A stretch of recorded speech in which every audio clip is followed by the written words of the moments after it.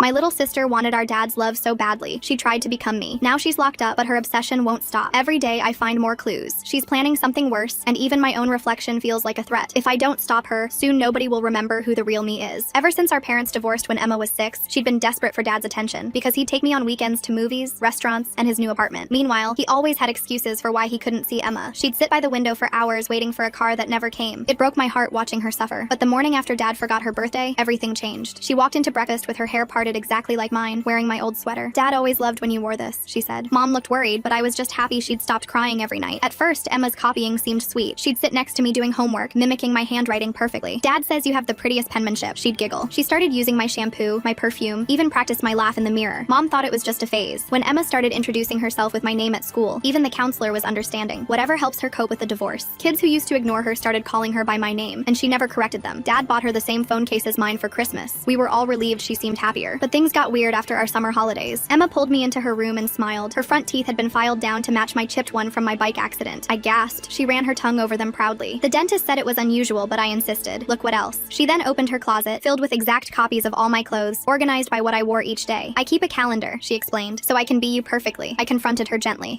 This is too much. No, you don't understand, she said calmly. Dad called me by your name last week. He's starting to see me. That night, Mom sat us both down, hands shaking. The school had called about Emma signing all her work with my name and demanded a meeting. Emma's face went cold. You're just jealous that Dad's starting to love me, she hissed before running to her room. We heard furniture scraping as she barricaded the door. Mom pounded and begged for hours while Emma screamed from inside, "You want to call the daughter Dad loves?" After that, I kept my distance. But on Saturday, she begged me to hang out. Please? Like old times? And even though she was an effing psycho, she was still my little sister, so I caved. That night, while watching TV in my room, she suddenly stood up. Just need the bathroom. But instead of turning left, she went right toward Mom's room. I followed, pushing the door open. The hallway light cast shadows on the worst thing I've ever seen. Emma was kneeling beside Mom's bed, carefully sealing Mom's left eye shut with super glue. I spotted the empty sleeping pills bottle beside her bed and knew she was dead asleep. Emma squeezed a precise line across the right eyelid. Emma, what the actual F are you doing? Making her ugly, she whispered without looking up. These manipulative eyes ruined our family. She pressed the lid down, holding it as the glue set. When Daddy sees her tomorrow, blind and helpless, he'll have to save us. I lunged forward, but she grabbed my wrist with shocking strength. Her ugliness infected me. That's why Daddy can't love me. Her eyes were wild, unfocused. But once she's ruined, he'll understand why I had to become you. Mom stirred. Emma calmly placed a hand over her mouth while pulling out another tube, for her lips next, so she can't lie anymore. I tried to call the police, but they wouldn't answer. So instead, I panicked, dialed my dad's number. Suddenly, Mom jerked awake, instinctively trying to open her eyes. Panic set in as she clawed at her face, making horrible choking sounds. Help me, my eyes won't open! Emma watched with satisfaction. Perfect. Finally ugly outside like inside. That's when Dad crashed through the door. He took in the scene. Mom sobbing, scratching at her sealed eyes, Emma holding more glue with that terrifying calm. Daddy, look! I fixed everything! Emma said proudly as he grabbed her. Now you'll see I'm the good daughter. She fought wildly as Dad pinned her down. Look what I did for you. When the glue won't come off, when she's blind forever, you'll thank me. The paramedics had to sedate her twice. Even as they carried her out, she was still smiling, convinced she'd saved our family by destroying it. The psychiatrist said she'd developed something called delusion of substitution. She genuinely believed she'd absorbed my identity. She was put in a juvenile psychiatric ward. Emma was stable, they said. So much so that she'd even earned phone privileges. My cell rang at 3 a.m. Just breathing at first, then Emma's voice. I figured it out. The problem was trying to become you while you still existed. But there's another way. I hung up with trembling hands, my phone screen still glowing with Emma's number. The clock read 3:07 a.m. Mom was still at the hospital getting her eyes treated, and Dad had gone with the ambulance to make sure Emma was properly admitted. I was alone in the house, and Emma's words echoed in my mind. My fingers moved on autopilot, taking screenshot after screenshot of the call log. Evidence. I needed evidence. The psychiatrist had warned us Emma might try to manipulate the situation, but nobody expected her to get phone access so soon. Sleep was impossible. I barricaded my bedroom door with my dresser and sat on my bed, watching the sun slowly creep through my curtains. At 6:43 a.m., my phone buzzed. A text from an unknown number. My stomach dropped as I read it. The message came with a photo. Emma in her hospital bed, wearing a standard issue gown that she'd drawn all over with markers to look exactly like my favorite pajamas. The same stars, the same moon pattern. Even the coffee stain I'd gotten last week was replicated. The text read, "Don't worry, sis. I'm not going anywhere," followed by a winking emoji. I threw on yesterday's clothes and drove straight to Dad's apartment. The doorman recognized me and waved me through. I pounded on Dad's door until he answered, still in his robe, coffee mug in hand. The mug read, "World's Best Dad," in Emma's shaky elementary school handwriting. I shoved my phone in his face, showing him the call log and the text. His face went pale. He set down the mug with shaking hands and sank onto his couch. That's when he broke, really broke. Started sobbing like I'd never seen before. He admitted he'd been visiting Emma every single day since she was admitted. Out of guilt, he said. He'd been telling her about our weekend plans, thinking it would help her feel included. He didn't realize she was memorizing every detail, planning something bigger. The drive home felt like a nightmare. I found Mom in the kitchen, her eyes wrapped in white gauze. She was trying to make coffee by feel, knocking over the sugar container. When she heard me come in, she turned toward my voice and started screaming. The eye drops the hospital had given her were burning terribly. She collapsed into a a kitchen chair, admitting through tears that Emma had been asking her detailed questions about my birth for weeks before the attack. What time was I born? What was the weather like? Which nurse helped deliver me? Mom thought Emma was working on some kind of family tree project for therapy. My phone buzzed again. Jake, my boyfriend, texting frantically. Someone had called his work that morning, pretending to be me. They'd asked for his schedule, when he took breaks, when he'd be alone. The receptionist thought the voice sounded strange, mechanical almost, and refused to give out the information, but Jake was spooked. 2 days later, we had our first family meeting at the psychiatric facility. The conference room smelled like industrial disinfectant and despair. Emma's psychiatrist, a woman with kind eyes and gray-streaked hair, delivered news that made my blood run cold. Emma had been describing me in perfect detail to the other patients. Not just my appearance, but my mannerisms, my speech patterns, even the way I tilted my head when I was thinking. She'd been making them memorize these details, quizzing them during group sessions. One of the patients, a girl about Emma's age with bandages on her wrists, had approached the psychiatrist privately. She wanted to know if I was the real one, or if Emma was. The question haunted me for days. Driving home from that meeting, I stopped at my usual coffee shop. The barista, Marcus, who'd been serving me the same vanilla latte for 2 years, acted strange. He kept staring at me, then looking away. Finally, he leaned across the counter and whispered that someone had called that morning, ordering her usual, in a voice that sounded exactly like mine, but the order was wrong. They'd asked for extra whipped cream, which I never get because I'm lactose intolerant. Marcus thought maybe I was sick and my voice sounded different. I went straight to Emma's room when I got home. Mom had left it exactly as it was the night Emma was taken away. The super glue tubes were gone, evidence now, but everything else remained. I started searching methodically, starting with her desk, then her closet. Under her mattress, my fingers found something that made my heart stop. A notebook, thick, spiral bound, covered in stickers that matched the ones on my laptop. Inside, Emma had documented everything. My daily routines down to the minute. What time I showered, which shampoo I used first, how many times I typically hit snooze. She'd recorded conversations from months ago, word for word. Phone calls with Jake that she must have listened to through the heating vents. Even my passwords figured out by watching me type from across the room. Mom found me crying on Emma's floor, the notebook open in my lap. She couldn't see it clearly through her bandages, but she didn't need to. She confessed that her credit card statement had shown weird charges from 2 months ago, a voice recording app, some kind of software she didn't understand. When she'd called the credit card company, they'd said the purchases were made online and hidden within regular grocery store transactions. Emma had been practicing with technology, not just mimicry. My best friend Mia called while Mom and I were still processing everything. She was panicking. A new social media account had sent her a friend request, using photos stolen from my profile. The account was messaging her, asking about our plans this weekend and whether I'd mentioned anything about being sick. Mia knew immediately something was wrong because the typing style was off. Too formal, too careful. Not like me at all. Dad came by that evening for an emergency family meeting in our driveway. He couldn't even look at Mom's bandaged eyes. He admitted that Emma had been recording their phone calls for months. She'd told him she needed them for when I was gone. He thought she meant when I went to college. He didn't understand she meant something more permanent. I went back to Emma's room that night, searching more carefully. Under her bed, pushed far back against the wall, I found a manila folder. Inside were printed emails between our parents from years ago, during the divorce. Emma had guessed Mom's password, her maiden name plus birth year, and had been reading these emails at the public library. She'd highlighted every mention of me being easier to love or less difficult. One page was stained with blood. Emma must have been cutting herself while reading it, letting the blood drip onto the paper like some kind of ritual. The psychiatric hospital called the next morning. Emma's roommate, another troubled teen named Sarah, had started referring to herself as Emma's sister. The dad crying on his couch with Emma's handmade mug really got to me, and seeing the mom trying to make coffee while blind from the attack is just so sad. Emma's been planning this for months, learning everything about her sister's life down to the smallest details, and now she's even getting other patients at the hospital to pretend to be her sister too. This poor family is discovering how deep Emma's pain and planning really went. The night staff found her in the bathroom with a nail file, trying to file down her teeth to match mine. She'd never even met me, only seen me through Emma's descriptions. I started documenting everything, creating my own file of evidence. Every text, every call, every strange incident. The stack grew thicker each day. When I went to campus for my afternoon classes, 3 different classmates mentioned seeing me at the library the previous day, but I hadn't been there. Security footage revealed Emma's friend from high school, Chloe, dressed exactly like me, down to my backpack and the way I wore my hair in a messy bun. Dad finally showed me the texts Emma had been sending him before the incident. One made my stomach turn. She gets everything because she looks like Mom before you hated her. It was the first time anyone had acknowledged the real reason for Dad's favoritism. I looked like Mom before the marriage went bad. Emma looked like Mom after years of fighting and stress. Dad had been rejecting his own guilt every time he looked at Emma. The landline rang while I was home alone. Mom was at another doctor's appointment, trying to fix the damage to her eyes. I almost didn't answer, but something made me pick up. Emma's voice, soft and sweet, filled the line. She wasn't talking to me though. She thought Mom was home. Her words made my skin crawl. I'm the daughter you wanted, remember? The one who didn't ruin your marriage. My boss called me into his office the next day. Someone had sent an email from a computer at the public library requesting extended leave for mental health reasons. The IT department had traced it to a library branch near the psychiatric facility. The email was perfectly written, professional, even included details about my current projects, but I hadn't sent it. Mom tried to get us into family therapy, but the therapist she found dismissed our concerns. Sibling rivalry was normal, she said. Competition for parental attention was natural after divorce. We didn't tell her about the superglue. We didn't tell her about the teeth filing. We didn't tell her about Emma's growing network of accomplices. The therapist's daughter went to school with Emma. We couldn't risk it. I started staking out the psychiatric facility's visitor parking lot during my free time. That's when I spotted Chloe leaving with a manila envelope. I followed her to a FedEx store, watching from my car as she went inside. My heart pounded as I waited for her to leave, then went in myself. I convinced the clerk I was Chloe's sister, that she'd forgotten to include something important important. He told me the package was addressed to my house. I intercepted it the next day, my hands shaking as I opened it. Inside were forged permission slips for school transfers, documents to change academic records, even a fake letter from me requesting to legally change my name to Emma's. The signatures were perfect. She'd been practicing from the notebook where she'd documented my handwriting. Sunday dinner at Grandma's house was usually my safe space, but even that was tainted now. Grandma mentioned, while passing the potatoes, that Emma had called her the previous week. Such a sweet girl, Grandma said. So interested in family history. She'd asked for my baby photos for a therapy project. Grandma had already mailed them. My baby photos were now in Emma's possession. I spent hours comparing our social media posts from the past year. The pattern was terrifying. Emma had been photographing my outfits every single day, building a detailed catalog. She knew which jeans I wore with which tops, which shoes meant I was having a bad day, which jacket I grabbed when I was in a hurry. A year of surveillance, right under our noses. Then Dr. Chen called. She was Emma's ward psychiatrist, and she wanted to meet with me privately. Against protocol, she said, but necessary. We met at a coffee shop downtown, where she revealed that Emma had been recruiting other patients for something called Project Sister. She'd been teaching them to walk like me, talk like me, even blink at the same intervals I did. Dad finally did something right. After Emma left him a voicemail in my voice saying, I forgive you for choosing wrong, he blocked her number. It was the first time he'd chosen protecting me over alleviating his guilt about Emma. Mom's best friend, Patricia, came forward with her own disturbing story. Emma had been visiting her for months before the incident, practicing being the good daughter. She'd ask detailed questions about Mom's childhood trauma, about what kind of daughter would have made Mom's life easier. Patricia thought it was therapy homework. She didn't realize Emma was building a new personality from scratch. Emma sent me photos from inside the psychiatric ward the next morning. She posed with 3 other patients, all styled to look exactly like me. Same hair part, same posture, even attempting my slight head tilt. One girl had white bandages wrapped around her jaw where she'd tried filing her teeth. The message underneath made my skin crawl. Look, I made you sisters. I recognized Emma's pattern immediately. She targeted the most vulnerable patients, girls already struggling with identity issues. Jake's younger sister had started receiving Instagram messages about sisterhood and becoming better together. I drove to their house that afternoon and explained everything to Jake's parents. They blocked Emma's fake accounts immediately, grateful I'd warned them before she could sink her hooks deeper. A nurse from Emma's ward reached out to Dr. Chen with concerns about the group dynamics during therapy sessions. Emma had been teaching other patients my exact mannerisms, turning group therapy into rehearsals. She'd have them practice my laugh, the way I tucked hair behind my ear, even how I held a pencil. The nurse watched Emma grade their performances, offering corrections with disturbing precision. Mrs. Patterson, my elderly neighbor, knocked on our door carrying a stack of unopened letters. Emma had been calling her collect from the ward, and when Mrs. Patterson stopped accepting the charges, the letters started arriving. I sat with her over tea, explaining Emma's condition. Mrs. Patterson's face went pale when she admitted Emma had been asking detailed questions about our spare key hiding spots during previous visits. I spent the entire weekend creating a comprehensive binder documenting Emma's escalation. Screenshots of texts, printouts of emails, dates and times of incidents, witness statements from neighbors and classmates. The evidence file grew thick enough to require dividers. Mom helped organize it chronologically while I created backup digital copies stored in 3 different cloud services. Campus security took my report seriously, but explained their limitations. Without concrete evidence of Chloe committing a crime on campus property, they could only increase patrols and flag her as a person of interest. The officer suggested I vary my routes and schedules, advice that felt both practical and terrifying. Dr. Chen became an unexpected ally in navigating Emma's manipulation. During our coffee meetings, she shared professional insights about identity delusion, while carefully respecting patient confidentiality. She mentioned treating a similar case years ago, where early intervention had prevented escalation. Her subtext was clear: document everything, stay vigilant, and don't underestimate Emma's determination. I discovered Emma had been visiting Dad's apartment building for weeks before her hospitalization. The doorman remembered her well, always dressed exactly like me, always carrying the same style coffee cup I favored. She'd befriended him by bringing homemade cookies, learning the door codes by watching him enter them. The building manager agreed to change all access codes after I showed him photos proving Emma and I were different people. Katie, who'd known Emma since elementary school, reached out through Facebook with her own disturbing story. In middle school, Emma had tried recruiting her for practice sessions, where they'd style themselves like prettier, more popular girls. Katie's mom had shut it down after finding Emma's notebook filled with detailed observations about other students' appearances and behaviors. The pattern had started years earlier than anyone realized. Emma's texts grew more frequent and aggressive. When I stopped responding, she began sending long paragraphs analyzing why I was being cruel to myself. Mom noticed how calmly I handled each message, screenshotting without engaging, filing everything in the evidence binder. She commented on my maturity, finally seeing the strength I'd developed through years of being Emma's target and Dad's favorite. The 14-day hold on Emma was ending in 48 hours. The psychiatric facility couldn't extend it without a new incident demonstrating immediate danger. The social worker explained that Emma had been a model patient, following all rules, participating in therapy, taking her medications. Her Project Sister activities weren't considered dangerous enough to warrant continued involuntary commitment. During a case review, the psychiatrist discovered drawings hidden under Emma's mattress, detailed floor plans of my college buildings, my class schedule with professor names, even sketches of my usual study spots in the library. Each drawing included notes about timing, blind spots, and escape routes. The psychiatrist photographed everything for Emma's file, but explained that planning wasn't the same as action in terms of legal holds. Mom's hands shook violently during Emma's supervised phone call. Emma kept referring to Mom as our mother instead of just Mom, speaking as if there were 2 daughters sharing one identity. When Mom tried to correct her, Emma laughed and said she was confused about pronouns. The manipulation was so smooth that even I almost believed it was an innocent mistake. Emma made an offer through her social worker. She would legally legally change her name and move across the country if I signed documents allowing her to use my name. The paperwork was professionally drafted, probably by another patient with legal knowledge. I documented the blackmail attempt and refused through official channels, making sure everything went through the social worker to avoid direct contact. Dad's girlfriend, Rebecca, finally admitted she'd been receiving strange calls for weeks. Emma had been asking her detailed questions about what kind of daughter Dad really wanted, what would make him happiest, how to be the perfect child for him. Rebecca had thought it was therapeutic processing, until she realized Emma was taking notes and asking for specific examples of my behavior during visits. Looking at the timeline I'd created, a pattern emerged. Emma's breakdown had started exactly 1 year after Dad remarried, the final proof that he'd moved on without her. His wedding photos showed the whole story, me standing next to him as a bridesmaid while Emma stood apart, already beginning to mirror my posture and expression. The photographer had captured the exact moment she'd decided to stop being herself. Emma's support network was smaller than I'd feared, but more dedicated than I'd hoped. Beyond Chloe and a few ward friends, most people saw through her delusions. Her old teachers remembered her as troubled but not dangerous. Former classmates avoided her attempts at contact. Only the most vulnerable fell for her manipulation, and even they often reached out for help once they recognized the pattern. I found more evidence in Emma's email drafts, accessed through Mom's old laptop where Emma had forgotten to log out. Unsent messages to Dad dated weeks before the superglue attack. I called Emma, "I'm your real daughter now. Please love me." The detail about Emma asking Mrs. Patterson about spare key locations shows how methodical her planning has been. What strikes me most is that timeline connection. Emma's breakdown starting exactly 1 year after Dad's wedding, with that photographer capturing the moment she decided to become someone else. The unsent email drafts saying, "I called Emma," reveal how deep this identity crisis goes. Each draft was more desperate than the last, showing her psychological break happening in real time through increasingly frantic messages. Jake proved himself by standing firm against Emma's attempts to break us up. She'd been sending him messages from fake accounts, pretending to be me and saying horrible things, then pretending to be concerned friends, warning him about my mental health issues. He installed security cameras at his apartment without being asked, and changed his locks after learning about Emma's lockpicking searches in her browser history. Mom and I grew closer through shared vigilance. We developed a nightly routine of checking locks, reviewing security footage, and updating our evidence files. She stopped seeing me as just the easy daughter, and started recognizing the strength it took to be Emma's target for so many years. Our relationship deepened through facing this crisis together. Despite everything, I couldn't bring myself to hate Emma. During a session with Dr. Chen, I explained that I saw her as sick, not evil, but I also wouldn't sacrifice my safety for her delusions. Dr. Chen noted this showed remarkable emotional maturity and helped me process the difference between compassion and enabling. The discharge planning meeting arrived too quickly. Emma sat across from us in a conference room, wearing hospital scrubs that she'd altered with safety pins to match the fit of my favorite jeans. When she accidentally called me by my actual name, then quickly corrected herself to call me Emma, Dr. Chen caught the slip. It was the first crack in Emma's perfect performance. Phone records subpoenaed by the hospital showed Chloe had been receiving detailed instructions during Emma's approved calls, shopping lists for specific makeup brands, clothing stores to visit, even scripts for phone calls to make on Emma's behalf. Every call was supposedly about staying connected with friends, but actually contained coded instructions for identity theft preparation. Two of Emma's recruited sisters approached me through the hospital social worker. They wanted out of the group but feared Emma's retaliation. Both had seen her violent drawings depicting what happened to traitors who abandoned the sisterhood. I helped connect them with appropriate therapy resources and documented their statements for the evidence file. The 30-day hold extension seemed like a victory until the hospital administrator explained its limitations. Without criminal charges or a clear immediate threat, Emma would eventually be released. The system wasn't designed for long-term containment of someone who could perfectly mimic sanity when needed. We had bought time, not safety. My support network solidified during this period. Jake, Mia, Dr. Chen, and surprisingly, Rebecca, who offered her apartment as a safe house if needed. Even Marcus from the coffee shop kept an eye out for anyone resembling me too closely. The community response reminded me that Emma's delusions only worked on the isolated and vulnerable. During a monitored visit, I confronted Emma directly for the first time since her hospitalization. I sat across from her in the visiting room and stated clearly that I knew she was hurting, but I wouldn't let her erase me. Her mask slipped for just a moment, pure rage flashing across her face before she recovered with a sweet smile and asked why I was being so mean to myself. Mom's coworkers initially dismissed our concerns as family drama until Emma's social media posts started surfacing. She'd been posting photos of herself with captions like, "Finally being myself," while tagged at locations I frequented. One coworker's brother was a lawyer who offered pro bono consultation about our options for protection. The hospital's discharge requirements included a detailed safety plan with clear boundaries between Emma and our family. She would need supervised housing, continued therapy, and absolutely no contact with me. Emma's options narrowed as each requirement was added to her release conditions. Her performed compliance became increasingly strained. During family therapy, Mom broke down and revealed her own history. As a teenager, she'd struggled with similar identity issues regarding her older sister. She'd been hospitalized briefly after trying to assume her sister's identity during a psychological break. The pattern was generational, but Mom had recovered with proper treatment. She'd hidden this history out of shame, not realizing it might have helped us understand Emma sooner. I took responsibility for ensuring Emma's recruited sisters got proper therapeutic support. Their parents were grateful, but also ashamed they'd missed the warning signs. One mother broke down crying, thanking me for protecting her daughter from becoming another version of me. The weight of preventing Emma from creating more victims felt overwhelming but necessary. Mrs. Patterson organized the neighborhood watch to monitor for Emma around our home. The community response was heartwarming, with neighbors sharing phone numbers and agreeing to report any suspicious activity. Even the mail carrier promised to watch for anyone matching my description acting unusually. Emma's manipulation attempts with Dad finally failed when his therapist therapist helped him recognize the patterns: the guilt-based control, the emotional blackmail, the way she used his favoritism as a weapon. He started seeing how his rejection had created the perfect storm for her breakdown, while still maintaining that her actions were inexcusable. Grandma called in tears after Emma demanded my birth certificate for medical reasons. The manipulation was so smooth that Grandma had almost sent it before remembering our warnings. She recognized the pattern from her own sister's breakdown decades ago, another family secret finally coming to light. The generational trauma ran deeper than anyone had admitted. My professor apologized profusely after realizing she'd been corresponding with Emma thinking it was me. The emails had been perfect, discussing assignments with my exact writing style and knowledge level. Only a small detail about a childhood memory I'd shared in class gave it away. She promised to alert campus security about potential impersonation. Bank security footage from 3 weeks prior showed Emma attempting to access my accounts with a poorly made fake ID. The teller had followed protocol and refused service, but Emma had studied the interaction carefully. She'd been building a plan for financial identity theft alongside everything else. Tomorrow marked the end of Emma's 14-day hold. The facility couldn't extend without a new incident, and Emma had been too smart to provide one. The family meeting would be our last chance to establish boundaries before she gained more freedom. I spent the night reviewing our evidence file and preparing for whatever manipulation she might attempt. The discharge planning meeting revealed Emma's true state when told she couldn't return home. Her careful mask shattered as she screamed about her house and her family. Security had to intervene as she tried to grab the discharge papers, insisting they had the names wrong. The outburst bought us another 72 hours, but nothing more. The stakes crystallized during that meeting. Either Emma would accept treatment and work toward her own identity, or she would escalate to dangerous levels once released. There was no middle ground with her delusions this deep. The social worker's concerned expression confirmed what we all knew. The system wasn't equipped for this level of manipulation. I handled the meeting with calm authority that surprised everyone, including Emma, presenting the documented threats professionally, maintaining composure as she tried to provoke me, refusing to engage with her attempts at confusion. Emma seemed genuinely shocked by my measured responses, having expected the emotional reactions she'd triggered for years. Hospital administrators reviewed my evidence file with growing alarm. The scope of Emma's planning, the network she'd built, the detailed documentation of stalking behaviors, all painted a clear picture of escalating danger. They refused to discharge her to the family home, requiring alternative placement before any release. Dr. Chen's final report stated definitively that Emma posed an ongoing risk to my safety and identity. Her professional opinion carried weight with the treatment team, who began exploring long-term psychiatric placement options. The victory felt hollow knowing it was temporary, but it gave us time to strengthen our defenses. Our family began establishing new routines without Emma. Security systems were installed and tested. Daily check-ins became standard. Mom learned to navigate with her healing eyes while maintaining hypervigilance. The house felt different, safer, but sadder, as we accepted this new reality. Emma made one last manipulation attempt before her extended hold, calling Dad with claims that I had fabricated everything. She cried about being the victim of jealousy, insisting I couldn't handle sharing attention, but Dad had finally broken free from the guilt cycle. He told her loved her but wouldn't enable her delusions anymore, then hung up and blocked the number. 2 weeks into Emma's long-term placement, an uneasy peace settled over our lives. Mom's eyes slowly healed with treatment, though she'd need glasses permanently. Family therapy sessions focused on brutal honesty about Dad's favoritism and Mom's enabling behaviors. The truth was painful but necessary for preventing future breakdowns. 3 girls from Emma's sisterhood reached out for help escaping her influence even from inside the facility. Her reach had extended further than we'd known, with coded letters and smuggled phone calls maintaining her hold on vulnerable patients. Each girl's story revealed another layer of Emma's manipulation tactics. Using our documented evidence, the family lawyer secured a restraining order against Emma's known accomplices. The judge took teenage manipulation seriously after reviewing the file, understanding that Emma worked through others when direct contact was impossible. Chloe was served papers at her parents' house, finally forcing them to confront their daughter's involvement. The breakthrough felt complete when Chloe admitted everything to her parents and agreed to counseling. Without her primary outside accomplice, Emma's network crumbled. Other recruited helpers distanced themselves, suddenly seeing the situation clearly without Emma's constant influence. The house of cards was finally falling. The family therapy session that afternoon felt different. Dad's favoritism patterns emerged through painful admissions, while Mom's enabling behaviors became undeniable. The therapist documented everything, creating treatment plans for each family member. Emma's absence hung heavy in the room as we processed years of dysfunction that had led to this breaking point. Our lawyer reviewed the evidence file meticulously, drafting protective orders with specific provisions. Emma's DNA collection attempts particularly concerned him. He filed paperwork preventing any identity-related actions without court approval. The legal framework grew stronger each day, creating barriers Emma couldn't manipulate through charm or tears. Extended family members began choosing sides after reviewing the evidence. Most supported our protective measures after seeing Emma's detailed planning documents. A few distant relatives accused us of overreacting until they received their own manipulative calls from Emma. Reality hit hard when Emma tried recruiting their daughters for her sisterhood. The psychiatric facility increased security protocols after discovering Emma's escape planning documents. The bank teller in this story deserves a medal for spotting that fake ID though. And wow, Emma screaming about her house and her family when she couldn't go home is like when someone calls dibs on the last cookie, but everyone already saw them eat the whole box. Staff found detailed maps she'd drawn during art therapy, marking camera blind spots and shift changes. Her intelligence made her dangerous, but also helped justify continued containment. Each discovery strengthened the case for long-term treatment rather than quick release. Our home security system captured movement one night. The footage showed Chloe circling our property, taking photos of windows and doors. Police responded quickly, but she'd vanished. The incident proved Emma's influence extended beyond the facility walls, requiring constant vigilance from our entire support network. Dr. Chen's sessions with Emma revealed deeper delusions than initially diagnosed. Emma genuinely believed she was protecting the family by becoming me. In her mind, 2 daughters were too many for divorced parents to love. Her solution was elegant in its twisted logic: become the favored child to eliminate competition. The psychological reports grew thicker with each session. Mom's vision slowly improved, but permanent damage remained. She adapted with remarkable resilience, learning to navigate with limited peripheral vision. The physical scars served as daily reminders of Emma's capabilities, yet Mom refused to become bitter, focusing instead on understanding how she'd missed the warning signs for so long. Jake's parents installed their own security system after Emma's recruitment attempt on his sister. The entire neighborhood had mobilized, sharing information about suspicious activity. Emma's actions had created an unexpected benefit: a tightly knit community united in protection. Even strangers looked out for each other now. The facility's art therapy sessions revealed more disturbing content. Emma had been creating elaborate collages using photos she'd somehow obtained. My face appeared hundreds of times, carefully arranged to form larger images of herself. The therapist photographed everything before Emma could destroy evidence. Each piece demonstrated her obsession's depth. Financial forensics uncovered more of Emma's planning. She'd been slowly draining a savings account Mom had created for her, spending money on identity theft tools and surveillance equipment. The purchases dated back 2 years, showing this wasn't a sudden break, but a long-term plan. Every revelation added another layer to our protective strategies. Campus security increased their vigilance after multiple sightings of Emma's recruits. The sisters had been attending my classes, taking notes on my behavior and interactions. Professors received alerts with photos, learning to identify potential imposters. My education continued under a cloud of necessary paranoia. Dr. Chen arranged a revolutionary treatment approach for Emma. Instead of fighting the delusion directly, therapy would focus on making Emma's own identity more appealing than mine. The process would take years, but offered hope for eventual recovery. Progress reports showed minimal improvement initially, with Emma resisting any suggestion she wasn't me. Our family lawyer discovered Emma had filed paperwork attempting to legally change her name to mine. The application was rejected due to her psychiatric hold, but the attempt showed her determination. Legal barriers multiplied as we closed every loophole Emma might exploit. The paperwork alone filled multiple filing cabinets. Mrs. Patterson passed away suddenly from a heart attack. At her funeral, her daughter thanked me for protecting her mother from Emma's manipulation in her final months. The community loss brought everyone closer, strengthening our resolve to maintain boundaries. Emma sent a sympathy card from the facility, signed with my name. Dad's therapy revealed his own childhood trauma around favoritism between siblings. His parents had openly preferred his brother, creating wounds he'd unconsciously recreated with Emma and me. The cycle of generational damage became clear as he worked to break these patterns. His commitment to healing felt genuine for the first time. Emma's facility implemented new policies after discovering her recruitment network. Patient interactions were monitored more closely, preventing the formation of dangerous groups. Other facilities nationwide requested our documentation to prevent similar situations. Emma had inadvertently improved mental health security protocols through her actions. The restraining order against Chloe proved effective when she was arrested trying to enter my workplace. Police found detailed instructions from Emma in her possession, including scripts for conversations and specific items to steal. Chloe's parents finally accepted their daughter needed serious intervention. The arrest made local news, warning others about manipulation tactics. Mom's eye surgery provided minimal improvement but prevented further deterioration. She wore special glasses now, adapting to her new reality with grace. The experience had fundamentally changed her, making her hypervigilant but also more present. She noticed details about people she'd previously overlooked, including early warning signs of manipulation. Emma's 18th birthday approached with complicated emotions. Legal adulthood meant new challenges for maintaining her treatment. The facility worked with our lawyer to ensure continuity of care through proper channels. Emma would transition to an adult facility with specialized programs for identity disorders. The birthday passed without family acknowledgement. Dr. Chen published a case study about Emma's condition, anonymizing details while sharing treatment insights. The paper helped other professionals recognize similar patterns early. Emma's case became educational material for psychiatric residents, potentially preventing future tragedies. Her legacy might ultimately be helping others avoid her path. Our home felt different now, secured but somehow smaller. Every door had multiple locks, windows bore security film, and cameras monitored all angles. The fortress we'd built protected us physically while reminding us daily of why it was necessary. Freedom had been traded for safety, a bargain we hadn't asked to make. Emma's letters arrived sporadically, always intercepted by the facility before reaching us. Staff shared their contents during family meetings, revealing her shifting delusions. Sometimes she wrote as me, other times as herself planning to become me. The consistency was in her inconsistency, showing how fractured her identity had become. Jake proposed during a quiet dinner at home. The normalcy of the moment felt surreal after months of chaos. He'd weathered Emma's storms without wavering, proving his commitment went beyond words. The engagement ring was simple, purchased with cash to avoid Emma somehow discovering the transaction. Even joy required security measures now. The facility's 6-month review showed Emma's condition remained unchanged. She'd mastered the appearance of progress without actual improvement. Staff recommended indefinite treatment with regular reassessments. The news felt both relieving and heartbreaking. My sister was gone, replaced by someone who wanted to be me. Mom discovered old home videos while organizing closets. Emma as a toddler, laughing and playing, no sign of the darkness to come. We watched them together, grieving the child she'd been before Dad's rejection twisted her into something unrecognizable. The tapes went back into storage, too painful for regular viewing. Graduation approached with bittersweet anticipation. Campus security coordinated with local police to ensure Emma's network couldn't disrupt the ceremony. My academic achievement felt hollow knowing Emma watched from her facility. Probably probably planning her own twisted version of my success. The diploma represented survival as much as education. Dad remarried Rebecca in a small ceremony we didn't attend. The choice felt right, avoiding potential triggers for Emma while maintaining our own boundaries. He sent photos afterward, his happiness evident but tinged with sadness. The family he'd broken couldn't be rebuilt, only reimagined in safer configurations. Emma's artwork evolved into abstract pieces that therapists couldn't interpret. The facility displayed some in their newsletter, praising her technical skill while missing the hidden messages. I recognized my own facial features embedded in every piece, fragmented and reassembled into new patterns. Her obsession had found artistic expression. The one-year anniversary of the superglue attack arrived with unexpected emotions. Mom touched her scarred eyelids gently, processing how far we'd come. The house stood secured, relationships had deepened through crisis, and Emma remained safely contained. We'd survived her attempt to destroy us, emerging changed but intact. Dr. Chen retired, passing Emma's case to a younger colleague. Her final session notes expressed hope for eventual breakthrough, but acknowledged the journey would be long. She'd become more than a psychiatrist to our family, a guide through impossible terrain. Her replacement seemed competent, but lacked Chen's intuitive understanding. Emma's facility reported a minor incident involving another patient. She'd convinced a new admission to call their family claiming to be Emma's sister, me. The manipulation attempt failed quickly, but showed Emma's methods remained active. Treatment adjusted to address this ongoing behavior pattern. Her creativity in finding new victims seemed endless. Moving forward meant accepting our new normal. Security checks became routine, documentation continued daily, and Emma's absence felt both painful and necessary. The girl who'd sat by windows waiting for Dad had transformed into someone dangerous, driven by rejection into delusion. Love couldn't fix what trauma had broken. Our family found stability in structure. Weekly therapy sessions, monthly security reviews, and constant communication kept us functioning. Emma's shadow lingered, but no longer controlled our choices. We'd learned to live with necessary boundaries, finding joy in small moments while maintaining vigilance. The balance felt sustainable, if not ideal. 3 years later, Emma remained in treatment, her condition unchanged but managed. She'd created an entire identity around being me, complete with fabricated memories and experiences. The facility provided excellent care within secure boundaries. I visited once, seeing myself reflected in her appearance and mannerisms. The visit confirmed what we'd accepted. My sister was gone, replaced by someone who believed they were me. Our family had healed around her absence, scarred but surviving, loving her from a distance that kept us all safe. Well, that's one way to end things. Emma's still convinced she's her sister 3 years later. Hope you guys enjoyed this story. Peace.